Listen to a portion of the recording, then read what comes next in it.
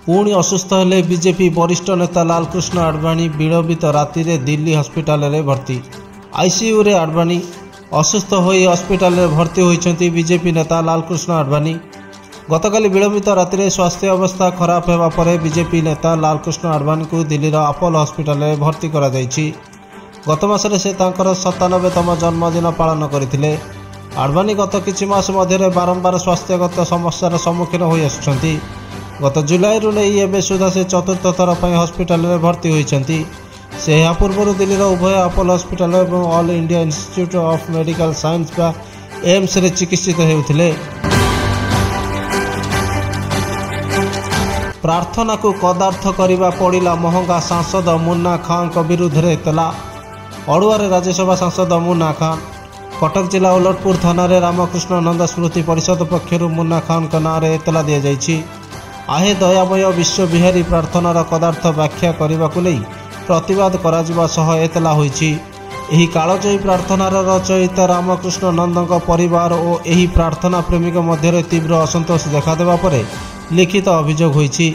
एथिसह BJD supremo नवीन पट्टनायक निकट में अभियोग करा नै मध्य निष्पत्ति निया जायछि। पोलावरम को नहीं आंदोलन करिब बीजेडी। जानुआरी पोलावरम विरोधी आंदोलन हेब जोरदार।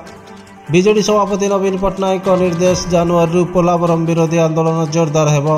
मोटुरु भुवनेश्वर और भुवनेश्वर दिल्ली जाए हेब आंदोलन। नवीन कहले मु लड़बी आपण भी शेष जाए लड़तु। केन्द्रर वैमात्रिक मनोभाव विरोध में नवीन पट्टनायक को अवगत करा जायछि। केवल मालकानगिरी बासिंदा मतामत को अपेक्षा करा जायछि। सेमानक मतामत आसिबा परे आगामी दिन में आंदोलन रूपरेख स्थिर हेब।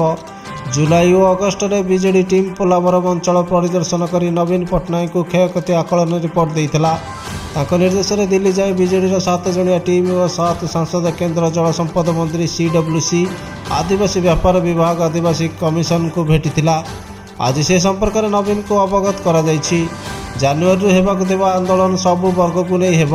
यह ओडिशावासी और आदिवासी को अधिकार पाई लड़ाई हेब बोली बीजेडी कहिछि।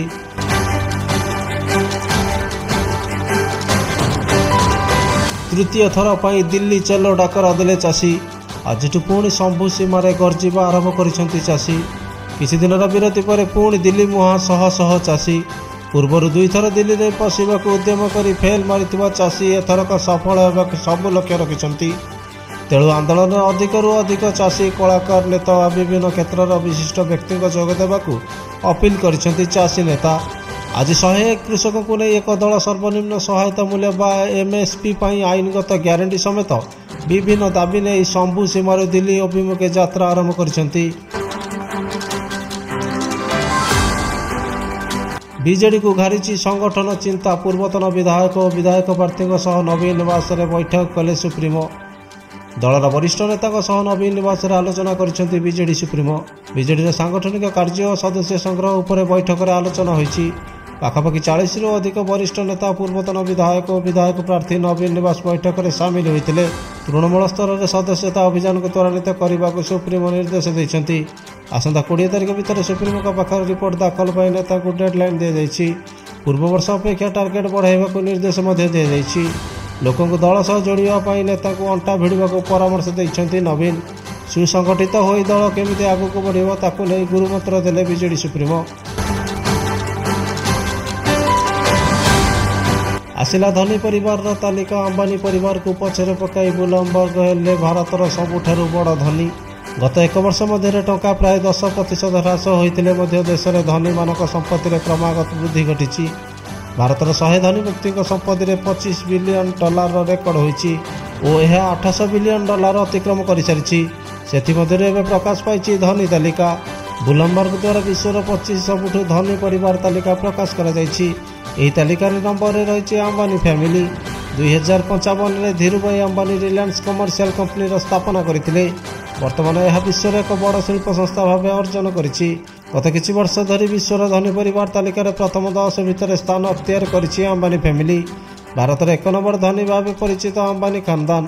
तांकर मोट संपत्ति पाखापाखि 26 ट्रिलियन। धनी परिवार तालिकार 1 नंबर रही वालमार्ट संस्था प्रतिष्ठाता वाल्टन फैमिली। अनेक वर्ष धरी धनी परिवार लिस्ट 1 नंबर स्थान में रहउछंती वाल्टन फैमिली।